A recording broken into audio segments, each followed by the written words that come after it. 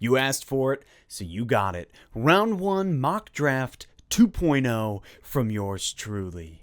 Let's Talk Lions. Welcome back to an all-new episode of Let's Talk Lions. Thank you for being here today. My name is Jay, the host of this show. Guys, we are, 3 days out of the actual draft? For those of you who do not know, I will be live streaming the draft here on Let's Talk Lions. Gonna have a couple buddies over, have a couple other guys live streaming in. We're gonna have a ton of fun, so if you are interested, you just want to chat it up with me and a couple of the other boys live streaming here on Let's Talk Lions this Thursday, 7:30 p.m. Join us here on Let's Talk Lions. It's gonna be a blast. It's gonna be a good time. Just gonna hang out, watch the draft, chat it up with you guys. So I will see you here at 7:30. I have had a number of you reach out to me asking me to do another mock draft, to do a 2.0. And so with us being only 3 days out, I figured now is the time. So without any further ado, we are going to blast through this mock draft like Tom Hanks in Apollo 13. Just gonna rip right through it. Like the atmosphere and the stratosphere and every sort of sphere that there is.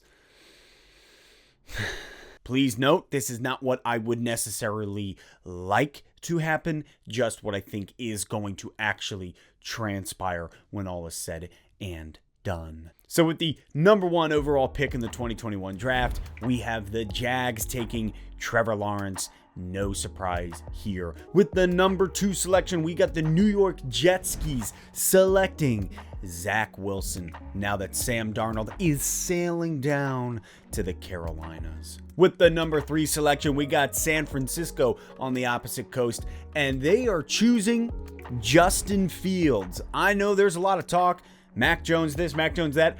I really think, especially after that second pro day, Justin Fields will be heading to San Francisco.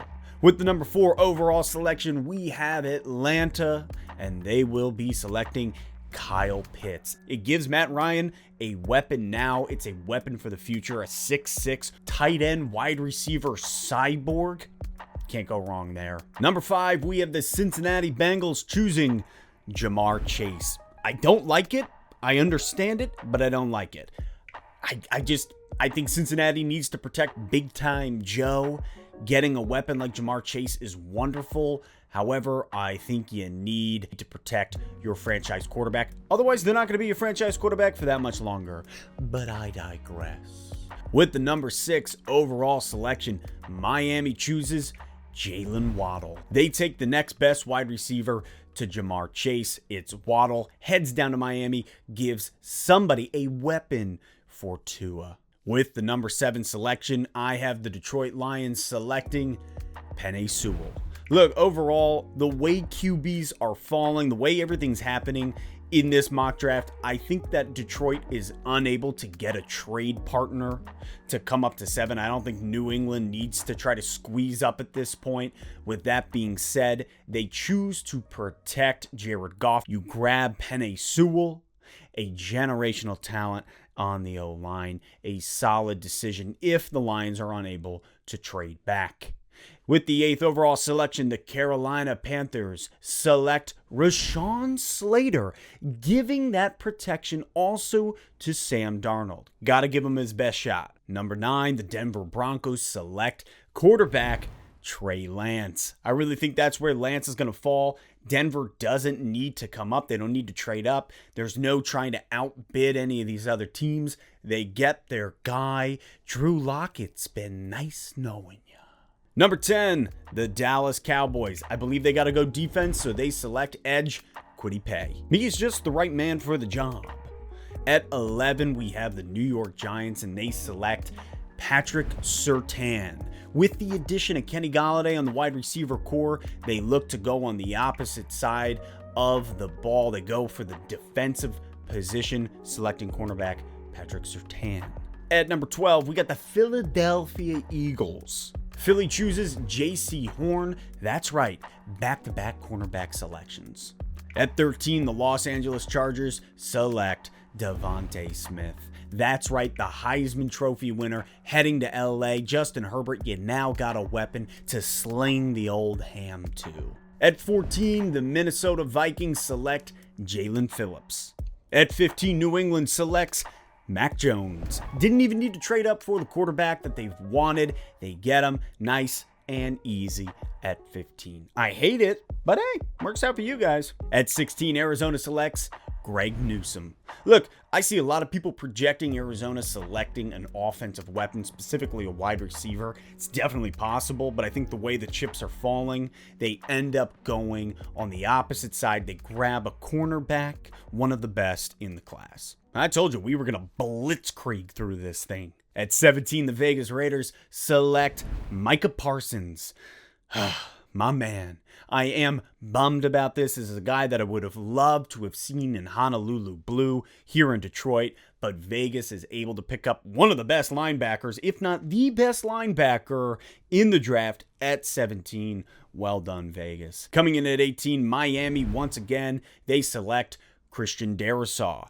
At 19, we have Washington, and they select linebacker Jeremiah Owusu-Koramoah. Solid selection by Washington. Being that their quarterback of choice is not available by the 7 spot, they end up having to face another need, which is the linebacker core. The Chicago Bears at number 20 select ALIJAH VERA-TUCKERI. 21, the Indianapolis Colts select Gregory Rousseau, an excellent decision for Indianapolis. At 22, we have the Tennessee Titans, and they select linebacker Zaven Collins. The 23rd overall pick goes back to the Jet Skis, and they select cornerback Caleb Farley. Obviously, there's injury concerns, however, a solid pickup at the 23 slot. With the 24th pick, the Pittsburgh Steelers select Najee Harris. Love this. They need a running back. That's something they got to address, and I think that Harris fits the Pittsburgh mold. With number 25,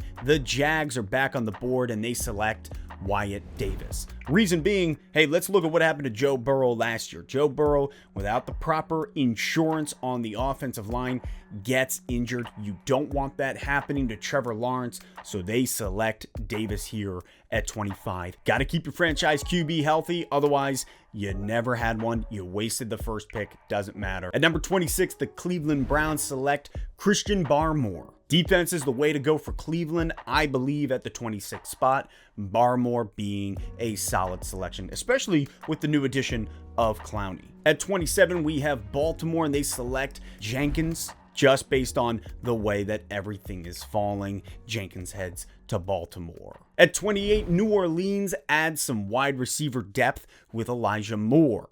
Coming in at 29, we have Green Bay. Green Bay selects Kadarius Toney. Getting that wide receiver, what they didn't do last year for Rodgers, they do this year, giving him a weapon, a speed demon at that. He ran a 4.39 40. Kadarius Toney to Green Bay. At 30, the Buffalo Bills select Trayvon Mayrig. Love this. You can't pass him up. Not at this point. I think Buffalo chooses to add him to the secondary. 31, Baltimore just solidified this draft pick with the trade with Kansas City. Baltimore then selects Jayson Oweh. With all the other edges having been selected by this point, I think Oweh is the way to go. Oweh is the way. Don't love that. Didn't too much away from here. I'll be yellow card. Somehow yellow card found its way. God. Oweh heads to Baltimore. Enjoy Maryland, my man. And coming in at 32, we got Tampa Bay selecting Asante Samuel Jr. There you have it. There is my round 1 mock draft 2.0. Drop your thoughts in the comments. What did you like? What do you not like? What could you see transpiring that's different than what I have laid out before you? I look forward to reading it, discussing with you. And remember, Thursday, 7:30 p.m., join me here live for the draft. I look forward to it. And as always, I'll catch you next time on Let's Talk Lions.